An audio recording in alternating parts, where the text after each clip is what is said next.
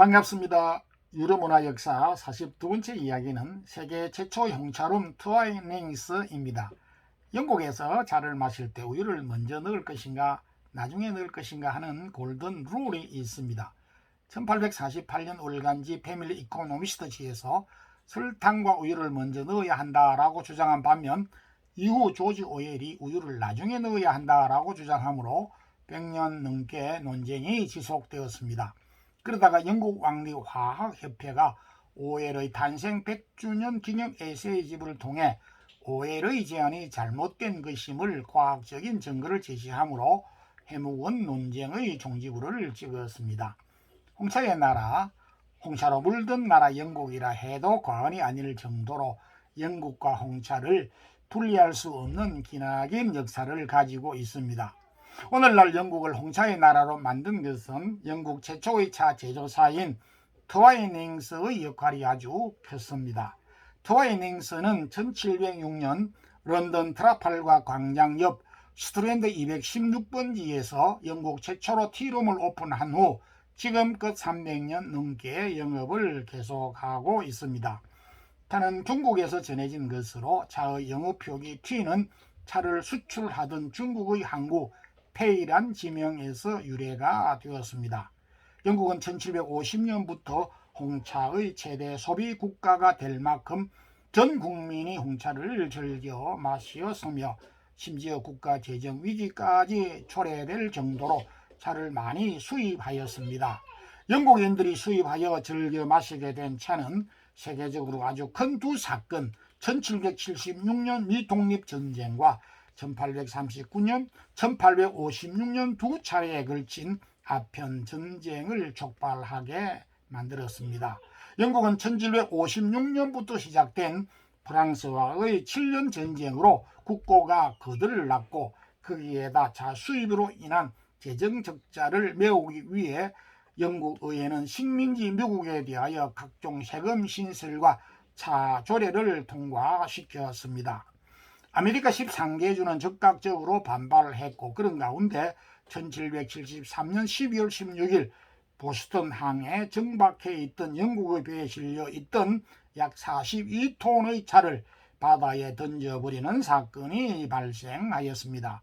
영국은 적극적으로 손해배상과 주모자 압송을 요구하였고 1774년 영국은 함대를 동원해 보스턴 항을 봉쇄하였고 식민지 자치정부를 해산한 후 직접 식민지를 지배하는 정책을 추진하였습니다.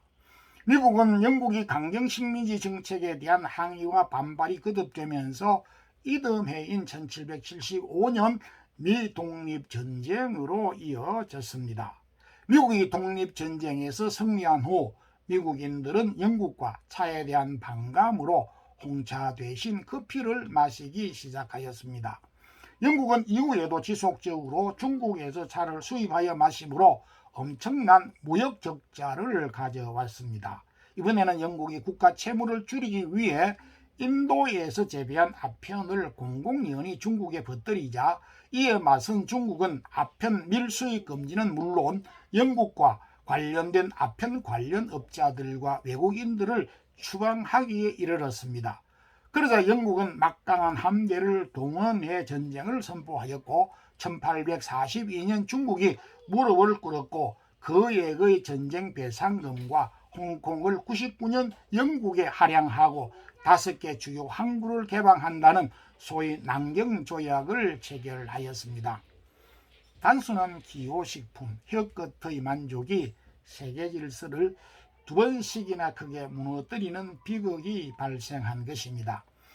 중국에서 유래된 차는 음료와 함께 다예로 차는 예술적인 의미를 담고 있는 반면 일본은 다도로 차는 정신 수양의 도구로 이해되고 있습니다. 그에 반해 한국은 다래로 차는 정신 문화와 예절을 강조하고 있습니다.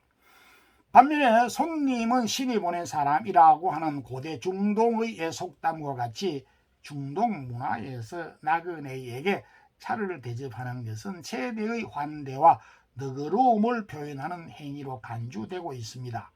손님을 대접하는 중동 문화의 풍속은 4,000년 전 아브라함이 자신의 집에 찾아온 새 손님을 위해 송아지와 우유를 대접한 것에서부터 출발될 정도로 손님 대접에 대한 기나긴 역사를 가지고 있습니다.